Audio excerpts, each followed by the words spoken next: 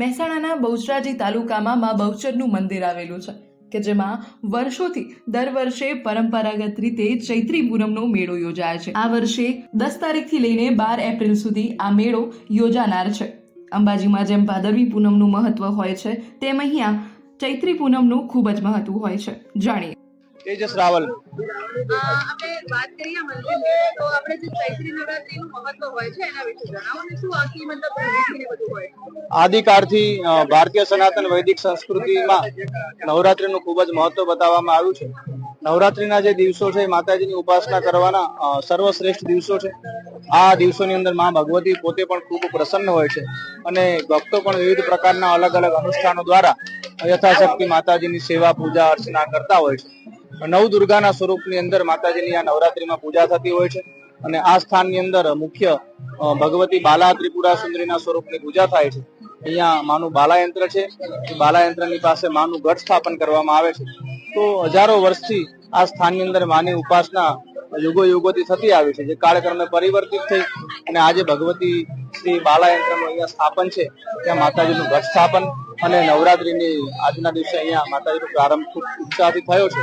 તો ભક્તો પણ ખૂબ જ મોટી સંખ્યામાં આવે છે અને માતાજીની સેવા પૂજા અર્ચના ગાયકવાડ સરકાર વખતથી જે પરંપરા ચાલતી આવતી હતી એ જ પરંપરા પ્રમાણે પણ અહીંયા આજના દિવસે પણ એ જ બધી પૂજા અર્ચના અને બધું કરવામાં આવતું હોય છે।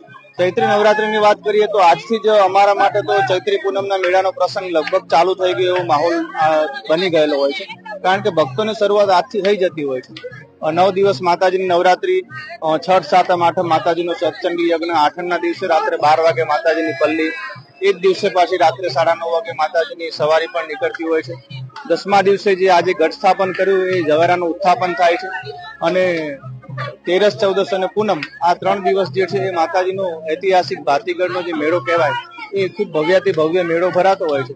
ચૈત્રી પૂનમ એટલે માતાજીનું પ્રાગટ્યનો દિવસ છે।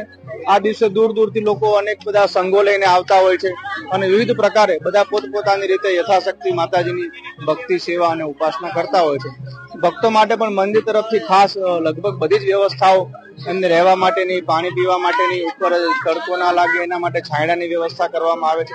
ચા, પાણી, ભોજનથી લઈ તમામ પ્રકારની વ્યવસ્થા બહુચરાજી માતાજી ટેમ્પલ ટ્રસ્ટ અને વહીવટદારશ્રી દ્વારા કરવામાં આવતી હોય છે। એનું શું મહત્વ? ચૌલક્રિયા આદિ અનાદિકાળથી આ સ્થાનની અંદર ચૌલક્રિયાનો સંસ્કાર કરવામાં આવે છે।